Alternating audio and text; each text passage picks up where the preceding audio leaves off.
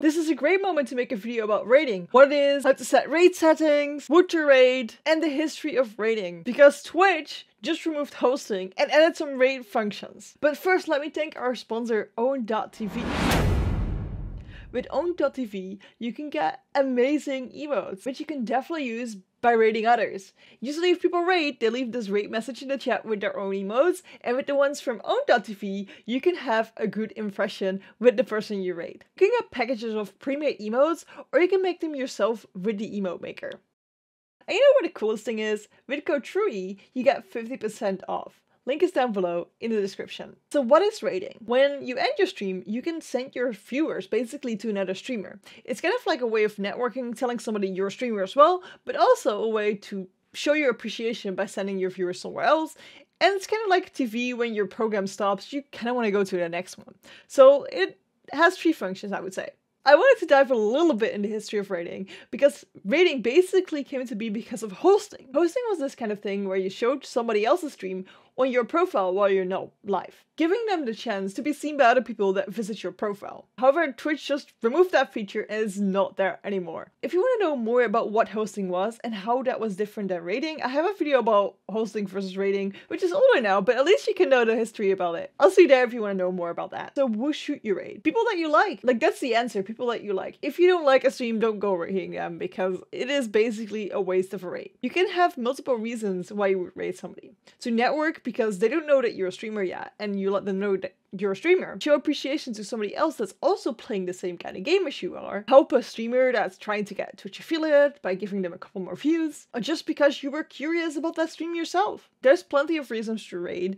I usually recommend not rating somebody with an immense amount of viewers. So if you are having 10 viewers and you're gonna rate somebody with 10,000 viewers, they probably don't even notice your rate. So I would not recommend rating these kind of people. Rate somebody that basically still notice that you're rating them. Within your rate settings, they might even deny you from being able to rate anyway. To receive a raid is such a big deal, because those people get to see who you are and what kind of content you make, and might follow you. Though some people can really overestimate the power of raids. So I made this video about this is why you not blow up from a big raid. So if you want to know my stance on raids and getting big raids, I'll see you there. Now we're going to dive into how you should actually rate somebody. People usually do rating after a stream. You could technically get a watch party together, go to your channel and raid, because you can do it when you're offline, but you're supposed to do it at the end of your stream. So we go to our own channel, then we go to the chat, and here we type /raid, and then the name of the person we want to raid. And then we press enter. We're setting up a raid. It takes a couple seconds to actually being able to initialize the raid.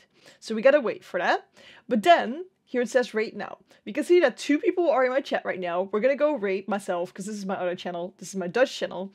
And the rate is gonna go if this bar stops. So if this bar is at the end, the rate will automatically go. You can also click on rate now, and then we immediately go in the rate. People that are in your chat right now are automatically gonna be the viewers that are rated. If they don't want to be, this rate now button is basically a join and leave now button for the people that view, so they can join or leave the rate. They automatically get into the rate, but they can basically tap out by clicking on that. You can also cancel the rate and just keep going on streaming if you made up your mind. We can also click on rate now if you're already done and you don't want to wait until this end. Keep in mind though, when you rate, your stream is not automatically offline. This means that if you stop your stream, go to your streaming software and click on stop streaming, because you are still live. But now, Twitch added something with the rate settings. If we go here and we click on create a dashboard, go to settings here and we go to stream.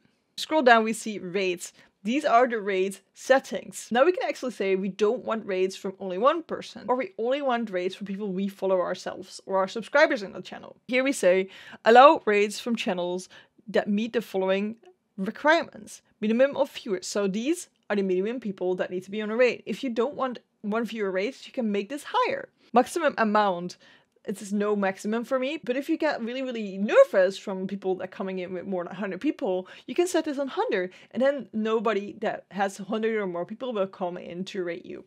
Maximum account age. This is just for hate rates, basically. You want people to be on Twitch for at least 30 days to be able to rate you. So this means that new accounts created today can't rate you. This will basically prevent these bot and hate rates. We can also stop all rates and not allow any if you don't like rates. Then here we can also make exceptions. So we can say only my teammates can rate. Teammates are basically Twitch teams. I do have a video about Twitch teams right here, so if you don't understand that, definitely recommend watching that. Channels I follow, so people that you have clicked the follow button on. Channels on my suggested list. This is the list on your profile. Go to your channel and you go to the home section. If you scroll down, you see Trui suggests these streamers, and it's basically my other channels that are in this list.